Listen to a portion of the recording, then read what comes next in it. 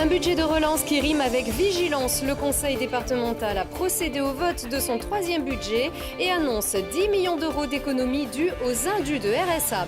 Johnny n'est plus, à Charvieux-Chavagneux non plus. La seule commune de France qui avait sa rue Johnny Hallyday s'est fait voler ses plaques. Et puis Artelia, sacré leader de l'année à la nuit de l'économie, le groupe d'ingénierie grenoblois a notamment conçu la réalisation du dôme du Louvre à Abu Dhabi. Rencontre en fin de journal. Bonsoir à tous, bienvenue dans votre édition de ce JT du vendredi 15 décembre 2017. À l'heure où chacun tente de respecter son budget à l'approche des fêtes de fin d'année, le département, lui, s'est attaché à voter son troisième budget. L'Assemblée s'est réunie ce vendredi avec toujours cet objectif de relance durable. Après 2 jours de discussion, les élus ont procédé au vote de cette enveloppe de 1,5 milliard d'euros. Et on vous le précisait jeudi par la voix de son président, Jean-Pierre Barbier, un accent fort sur le volet social et les solidarités familiales et territoriales, à condition de renforcer les contrôles. La majorité a annoncé que le département avait réalisé 10 millions d'euros d'indus de RSA, dont 3,9 millions d'euros récupérés sur les fraudes, ce qui correspond au budget dédié aux MNA, les mineurs non accompagnés accueillis sur le territoire. Après des débats particulièrement animés et musclé ce matin, l'opposition nous a confié sa déception. C'est logique de contrôler. C'est logique à un moment donné de faire en sorte que l'argent public soit utilisé correctement et qu'il n'y a pas de que personne ne fraude. Ce qui nous pose problème, et c'est ce que j'ai dit dans l'hémicycle, c'est que pour 1% de fraudeurs, on a 99% de personnes qui vivent, qui souffrent et qui ne trichent pas. Et systématiquement, depuis 2 ans, on parle des choses qui ne vont pas, des fraudeurs.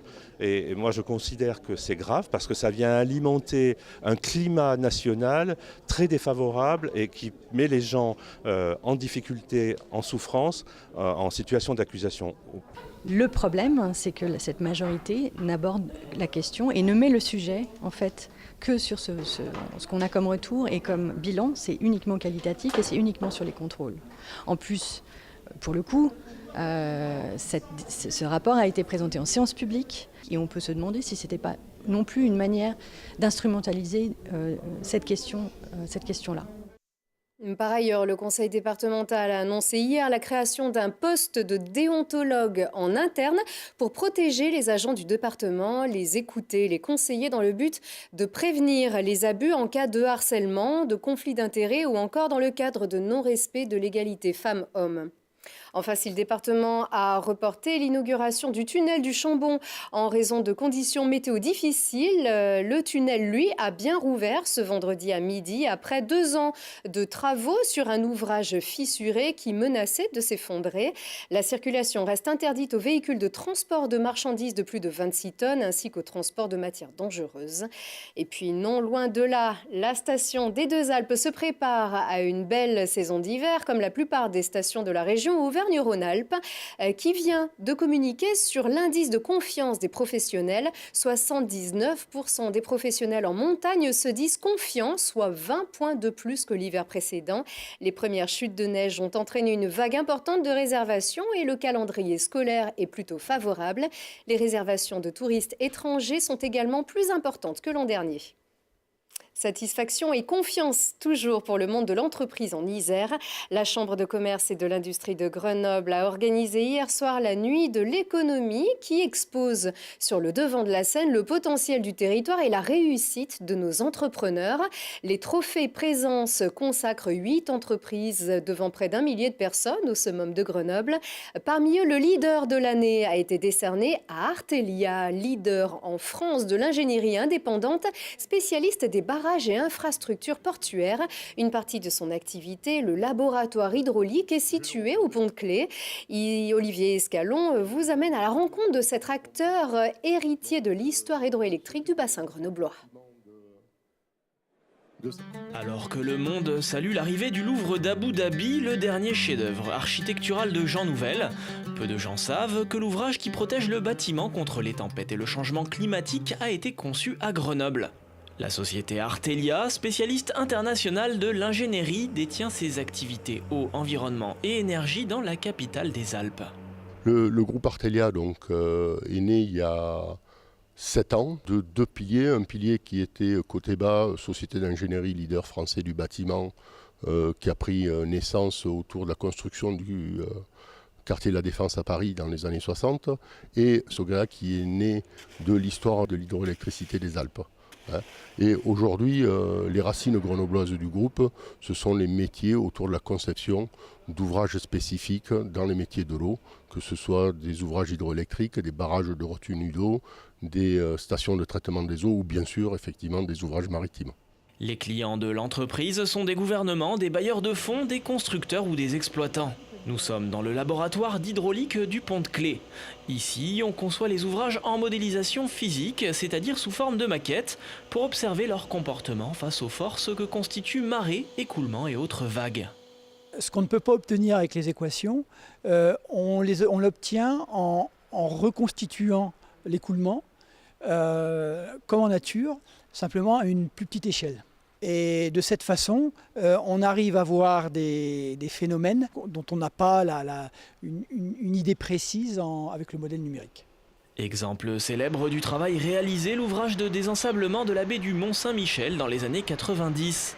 Plus récemment, l'entreprise a signé la conception d'un canal de 50 km de long pour 50 mètres de large, qui doit venir doubler le Bosphore à Istanbul. La branche eau et environnement d'Artelia emploie 500 personnes et réalise un chiffre d'affaires de 80 millions d'euros. Artelia, leader économique de l'année, a également été choisi pour concevoir une série d'infrastructures hydroélectriques au Laos pour un coût global de plusieurs milliards de dollars. Sans transition, Johnny n'aura jamais été aussi présent sur les ondes ou dans les médias, mais il a disparu de Charvieux-Chavagneux, qui était jusque-là la seule commune de France à posséder une rue Johnny Hallyday. Oui, mais voilà, les plaques de rue ont été subtilisées. Reportage de nos confrères de TLM. 5 ont été volés et j'ai fait démonter les autres panneaux de façon à les mettre en sécurité en attendant que tout simplement la fièvre tombe. Il voulait sans doute garder un souvenir un peu particulier. En fin de semaine, la moitié des panneaux de ce lotissement de Charvieux-Chavagneux a disparu. Et pour cause, cette commune du Nord-Isère est la seule en France à avoir donné une rue au nom de l'idole des jeunes, décédée mardi dernier. Mais pour le maire, pas question pour autant d'envoyer les mauvais garçons au pénitencier. Johnny Hallyday était un homme honnête. Et je ne doute pas que les fans de Johnny soient aussi des gens honnêtes. Donc, le coût pour nous est de l'ordre de 80 €. Donc, s'ils veulent avoir la gentillesse de nous adresser un chèque de 80 €, on ne les dénoncera pas. Pour les riverains, aucun risque d'oublier le nom de Johnny Hallyday puisque la mairie prévoit de racheter des nouveaux panneaux sur lesquels sera rajoutée une croix dans sa version forcément plus rock'n'roll.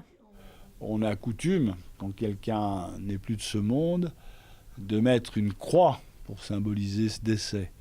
Eh bien, les prochaines plaques auront d'une part Charvieux-Chavagneux sur la gauche, en haut à gauche, mais elles auront sur la droite la croix de Johnny avec Jésus qui joue de la guitare.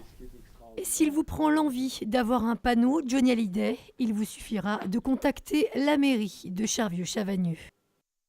Et donc le maire n'a pas déposé plainte. Les sports et Martin Fourcade qui enchaîne les podiums.